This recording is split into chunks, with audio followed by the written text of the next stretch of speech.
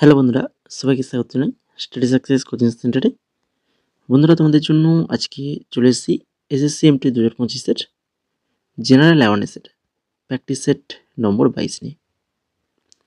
এর আগে আমরা যে 21খানা প্র্যাকটিস সেট করিয়েছি, তোমরা যারা দেখোনি অবশ্যই বলবো প্র্যাকটিস সেটগুলো অবশ্যই দেখবে তোমরা যারা এমটিএসের এক্সাম দেবে।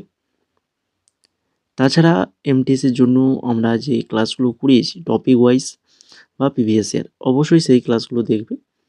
প্রত্যেকটা ক্লাস তোমাদের জন্য গুরুত্বপূর্ণ। শুধুমাত্র যে এমটিএস নয়, এমটিএসের পাশাপাশি এসএসসির সকল এক্সাম, তার পাশাপাশি আরআরবি, এনটিপিসি, গ্রুপ ডি এই সকল এক্সামের জন্য কিন্তু এই ক্লাসগুলো খুবই গুরুত্বপূর্ণ। ঠিক আছে, তো চলো দেখে নিই আজকের ক্লাসের ফার্স্ট কোশ্চেন কী রয়েছে। ফেব্রুয়ারি 2023-এ নীতি আয়োগের সিও হিসাবে কে নিযুক্ত হন? ফেব্রুয়ারি 2023-এর নীতি আয়োগের সিও হিসাবে কে নিযুক্ত হন? তো এটা সঠিক অ্যান্সার কী হবে? এটা সঠিক অ্যান্সার হবে option number D, BVR Subrahmanyam. BVR Subrahmanyam, option number D হয়ে যাবে সঠিক অ্যান্সার। 2 নম্বর কোশ্চেন দেখো, কোন মৌলের পারমাণবিক সংখ্যা সর্বোচ্চ এবং এটি সবচেয়ে ভারী প্রাকৃতিক মৌল? পারমাণবিক সংখ্যা সবচেয়ে বেশি এবং সবচেয়ে ভারী প্রাকৃতিক মৌল, সেটা হচ্ছে কোনটা? প্লুটোনিয়াম, থোরিয়াম, ইউরেনিয়াম না হচ্ছে নেপচুনিয়াম? সঠিক অ্যান্সার হবে অপশান নাম্বার 3, ইউরেনিয়াম। ইউরেনিয়াম হয়ে যাবে সঠিক অ্যান্সার।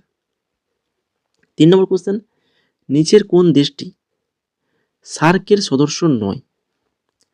সার্কের সদস্য নয় বলেছে, ঠিক আছে? বাংলাদেশ, চীন, নেপাল, ভুটান, এদের মধ্যে যেটা সার্কের সদস্য নয় সেটা হচ্ছে কি না, হচ্ছে চীন।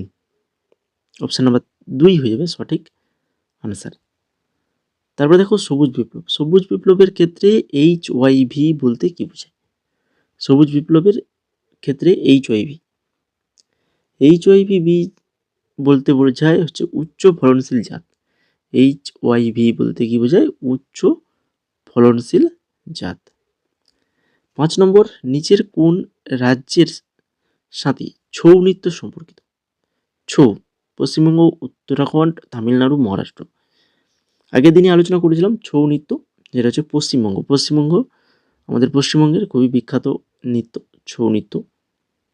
6 নম্বর দেখো, কৃষ্ণরাও শঙ্কর পণ্ডিত রাজা ভাইয়া পুঞ্জওয়ালে কোন ঘরানার সাথে যুক্ত? বলো, কৃষ্ণরাও শঙ্কর পণ্ডিত আর রাজা ভাইয়া পুঞ্জওয়ালে। তো এরা হচ্ছে গোয়ালিয়র ঘরানার সাথে যুক্ত।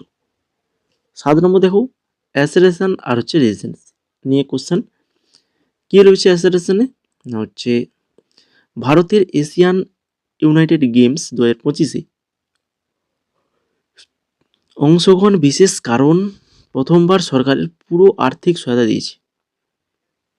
আর রিজেন্সে বলা রয়েছে সরকারের উদ্দেশ্য ন্যায্য ও মেধাভিত্তিক অ্যাথলিট নির্বাচন নিশ্চিত করে শীতকালীন খেলায় ভারতের উপস্থিতি ও পারফরমেন্স উন্নত করা। বলো, কোনটা সত্য কোনটা মিথ্যা?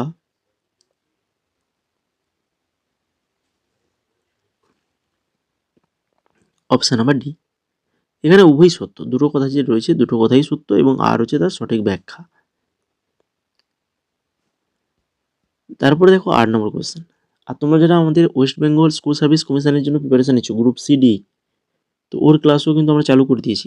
10খানা ক্লাস আগে আমরা করেছিলাম, এবার 11 নম্বর ক্লাস থেকে শুরু করেছিলাম। গতকাল আমরা ক্লাস দিয়েছি, আজকেও আমাদের ক্লাস হয়েছে। তো অবশ্যই ক্লাসগুলো দেখবে কিন্তু তোমরা যারা গ্রুপ সিডি এক্সামের জন্য প্রিপারেশন নিচ্ছ।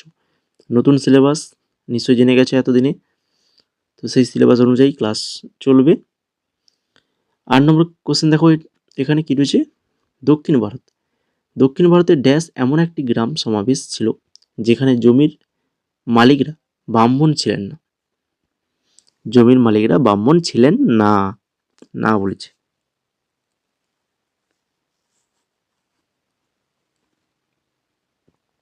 সঠিক অ্যান্সার হচ্ছে কি উড়। দক্ষিণ ভারতের উড় গ্রাম একটা সমাবেশ ছিল যেখানে জমির মালিকরা ব্রাহ্মণ ছিল না। ভারতের 2001 সালের আদমশুমারি অনুসারে মোট সাক্ষরতার হার কত? 2001 সালের আদমশুমারি, 11 নয় কিন্তু 1, তখন সাক্ষরতার হার ছিল হচ্ছে 64.83, 64.83%।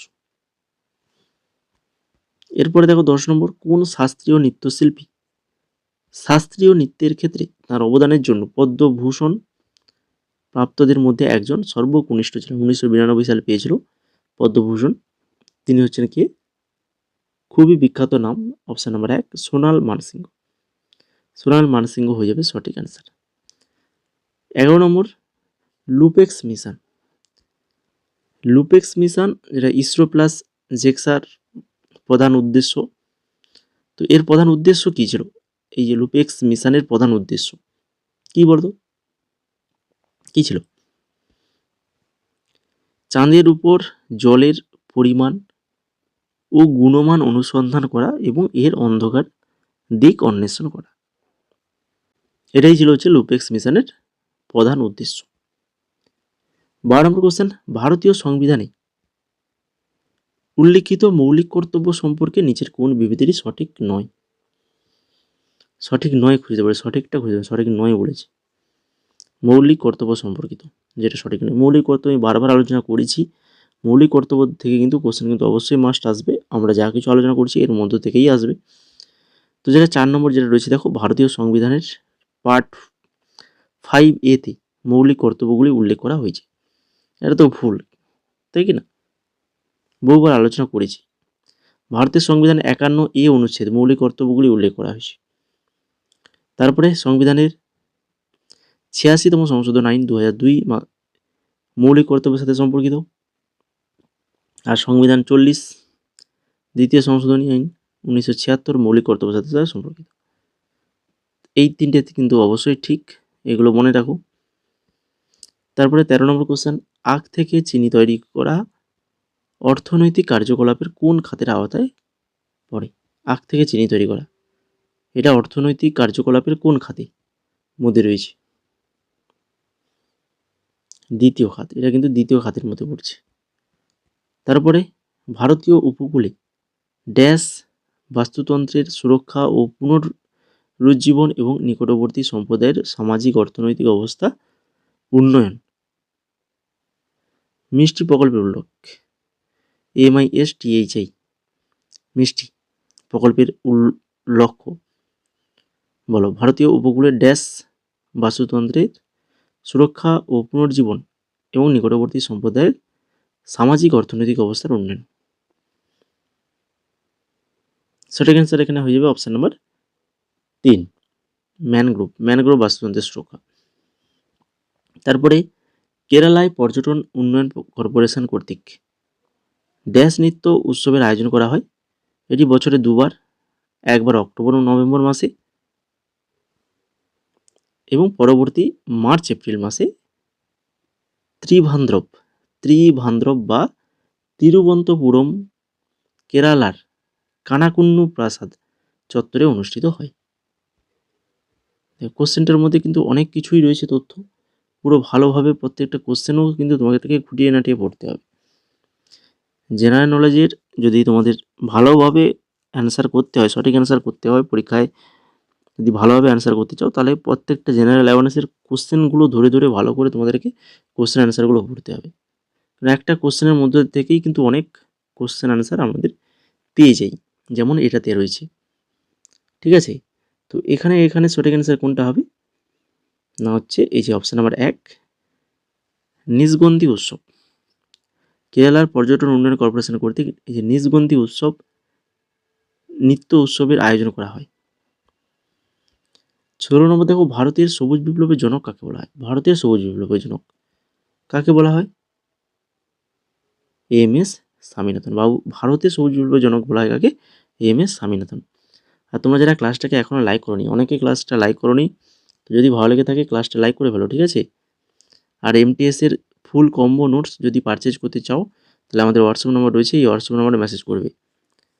17 নম্বর দেখো, নিম্নলিখিত ব্যক্তিদের মধ্যে কে ভারতের নাইটিঙ্গেল হিসাবে জনপ্রিয় ছিলেন? ভারতের নাইটিঙ্গেল নামে জনপ্রিয় ছিলেন কে? তিনি হচ্ছেন সরোজিনী নাইডু। সংবিধানের কোন তফসিলের দলত্যাগ বিরোধী আইন রয়েছে?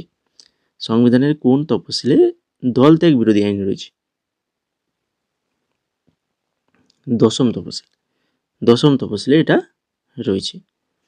কোন খেলায় খেলোয়াড়দের দক্ষতার মাত্রা নির্ণয় করার জন্য এলো রেটিং সিস্টেম ব্যবহার করা হয়? এলো রেটিং সিস্টেম এটা ব্যবহার করা হয় কোন খেলা? দাবা খেলায় ব্যবহার করা হয়।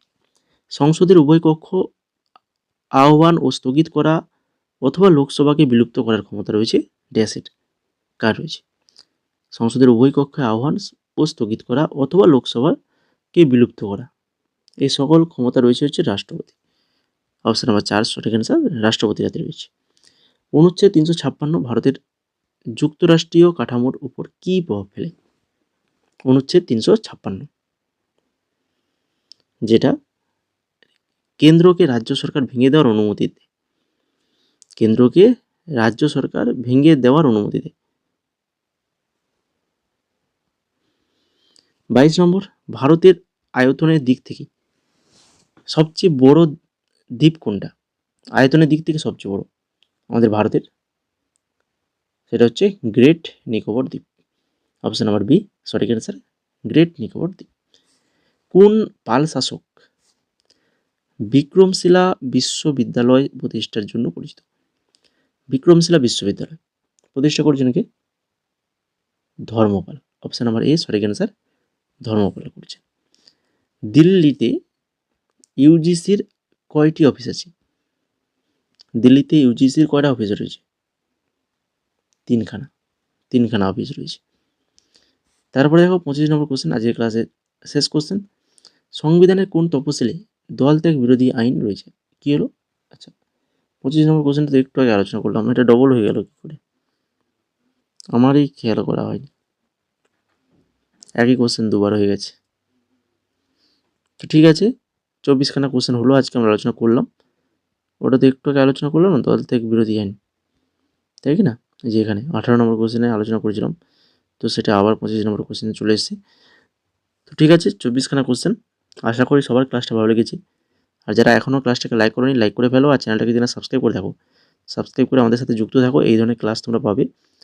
আমাদের এখন গ্রুপ সিডি, আমাদের ওয়েস্ট বেঙ্গল স্কুল সার্ভিস কমিশনের গ্রুপ সিডি এক্সামের জন্য জিকে ক্লাস, তার পাশাপাশি এমটিএস 2025-এর জন্য এই প্র্যাকটিসের ক্লাস, দুটো ক্লাস এখন চলবে আমাদের। আর এমটিএসে যদি কেউ নোটস নিতে চাও, তাহলে আমাদের হোয়াটসঅ্যাপ নাম্বার রয়েছে, হোয়াটসঅ্যাপ নাম্বারে মেসেজ করো।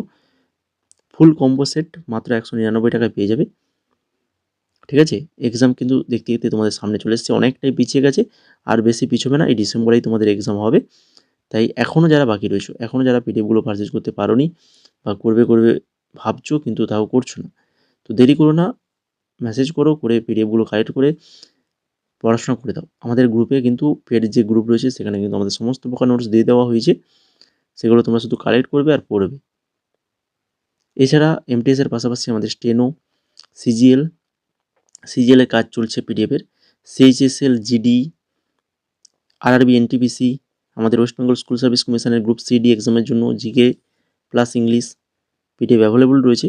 যদি তোমরা নিতে চাও তো আমাদের হোয়াটসঅ্যাপ নাম্বারে মেসেজ করো বা আমাদের টেলিগ্রামে চলে যাও, ওখানে প্রত্যেক পিডিএফের প্রাইস, তার পাশাপাশি ডেমো দেখতে পাবে। ঠিক আছে, প্রাইস এবং ডেমো দেখতে পাবে। তো দেখে যদি পছন্দ হয় তাহলে তবেই আমাদের হোয়াটসঅ্যাপ নাম্বার রয়েছে, এই হোয়াটসঅ্যাপ নাম্বারে মেসেজ করবে। ওখানে আমরা বলে দেবো কীভাবে তোমরা পেমেন্টটা করবে। আর পেমেন্ট করলেই তোমাদেরকে আমরা যে পিডিএফ নেবে সেই পিডিএফের পেড গ্রুপে অ্যাড করে দেবো, সেখান থেকে তোমরা পিডিএফটা কালেক্ট করে নিতে পারবে। বোঝা গেল?